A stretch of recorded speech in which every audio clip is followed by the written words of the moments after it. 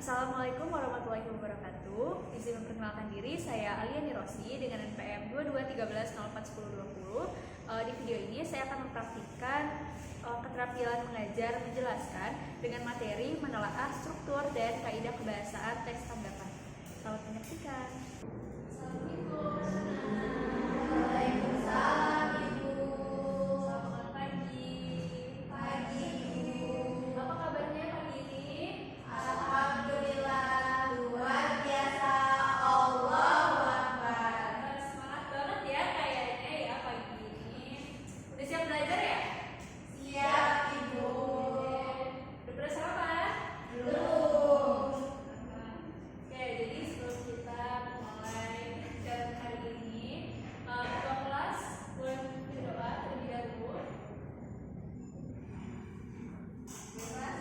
Sebelum mulai pembelajaran, lebih baik kita berdoa menurut atau dari pemakai masing-masing. Doa mulai.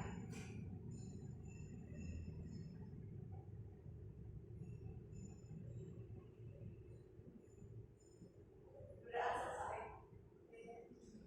Sebelum kita mulai pelajaran, Ibu presentasi dulu ya.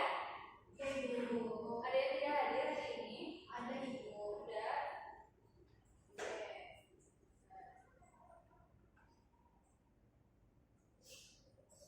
Ya, Ibu. Ada, Ibu. Ya, Fitriani, hadir Ibu. Michael, Michael sedang ada kegiatan protokol, Ibu. Obrolannya menyusul. kegiatan apa tuh? Dia kampanye, Ibu. Oh, oke. Itu dari sekolah ya? Iya, Ibu. Terus kita sama juga. Ada, Ibu. Ada juga nomor ya? Ya, itu hanya Michael ya, kita masuk ya. Oke. Ini kita akan melanjutkan pembahasan mengenai teks tanggapan. Nah, di bawah kan Ibu sudah menjelaskan soal pengertian dan jenis-jenis teks tanggapan. Ada yang masih ingat pengertian teks tanggapan? Ayo, ketiga. Ada lupa ya? Oke, Ibu ulas kembali ya mengenai pengertian teks tanggapan.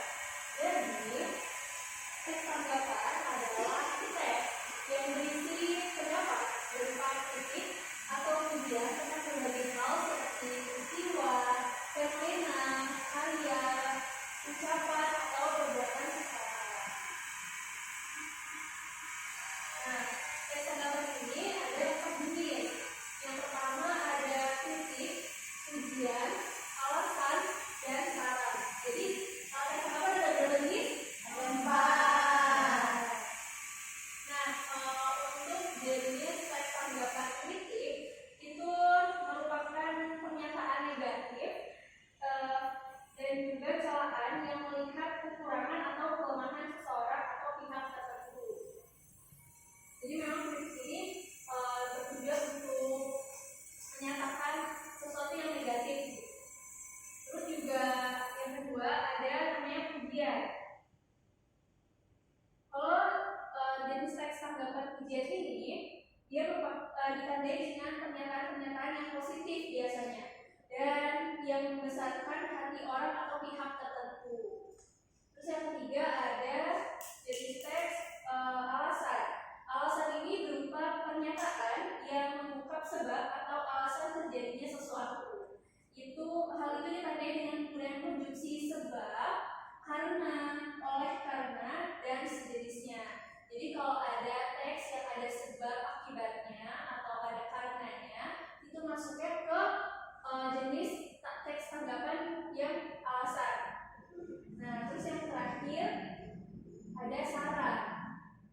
Saran ini berupa pernyataan yang mengungkapkan jalan keluar yang menyelesaikan sesuatu pernyataan atau sebuah perbaikan. Hal ini ditandai dengan penggunaan kata-kata perlu, sebaiknya, atau seharusnya. Jadi kata-kata saran itu masuk kata-kata yang berupa perlu atau sebaiknya atau yang mengarah ke sana itu masuknya ke saran. Itu. Terus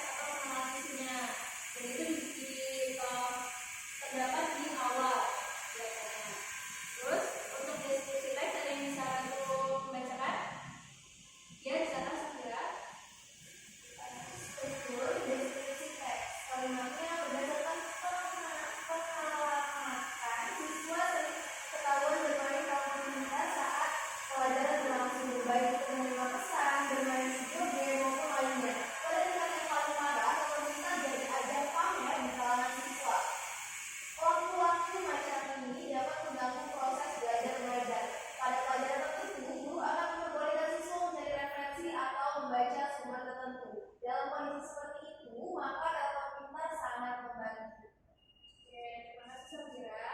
Terus yang ketiga, penegasan ulang atau penilaian, ada yang bisa bantu? Oke, kemarin Mira. Mira tahu kutipan nih.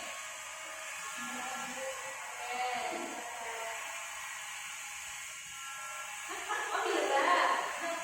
Ayo. Ayo Mira. Baik itu struktur penegasan ulang atau penilaian kalimatnya, maka saya mendukung larangan penggunaan telepon pintar selama pelajaran kecuali anak izin dari guru. Siswa perlu dilarang kembali ke sekolah karena masih ada kebutuhan tertentu, namun penggunaannya harus bijaksana dan tepat guna. Nah, jadi dari sini ada yang ditanyakan nggak?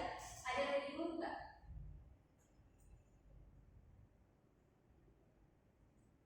Jadi Cukup jelas ya dari contohnya ya. Bisa kita lanjut? bisa ibu. Oke. Nah, selanjutnya ada kaidah kedasaan teks tanggapan. Nah, di dalam kaidah kedasaan ini ada 5 kaidah kedasaan. Yang pertama ada kalimat kompleks, yang kedua ada konjungsi penyebab, yang ketiga ada kata rujukan, yang keempat ada diksi yang sesuai, dan yang kelima ada pernyataan saran dan rekomendasi. Nah, di bagian kalimat kompleks. Kalimat kompleks ini adalah kalimat yang memiliki lebih dari satu struktur dari satu verbal utama. Contohnya, Aldi ini sebagai subjek, ya kan? Terus yang sedang belajar ini sebagai predikat. Lalu ibu ini sebagai subjek dan memasak ini sebagai predikat. Jadi kalau ada kalimat yang memiliki struktur SP itu masuk ke kalimat kompleks. Jadi ini juga termasuk ke dalam salah satu kaidah teks tanggapan. Oke. Lalu ada konjungsi penyebab. Jadi konjungsi penyebab ini adalah konjungsi yang berfungsi untuk menghubungkan antara kalimat satu dengan kalimat lainnya.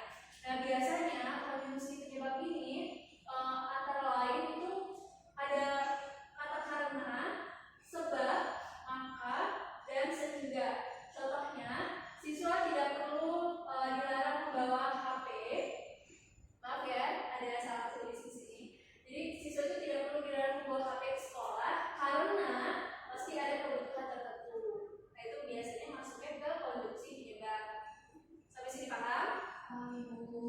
Terus yang ketiga ada kata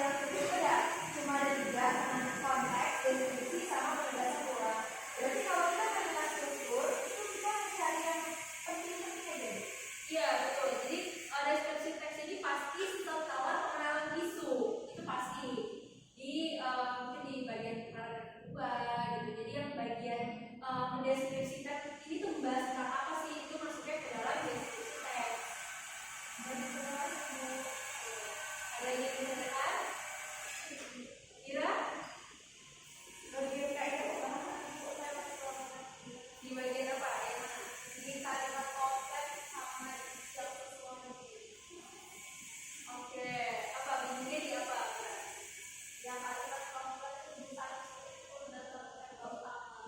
ya jadi kalimat kompleks itu di dalam satu kalimat itu gak hanya ada SPO aja, tapi dia ada subjek dan predikat di dalam subjek predikat di dalam satu kalimat ini. Itu biasanya kan kalau kalimat itu SPOK udah gitu kan. Nah kalau ini tuh dia subjeknya ada dua dan predikatnya ada dua. Itu Mira. Berarti kalimat kompleks itu subjek dan predikatnya ada dua dalam satu kalimat. Ya, ada lagi? Ya, sudah jelas? Sudah jelas ibu. Asik sih, Pak? Jelas ibu. Jelas ya. Bener nih, udah nggak ada yang nanya lagi. Dan ibu. Oke. Sebelum berakhir pembelajaran hari ini, Ibu mau minta salah satu dari kalian untuk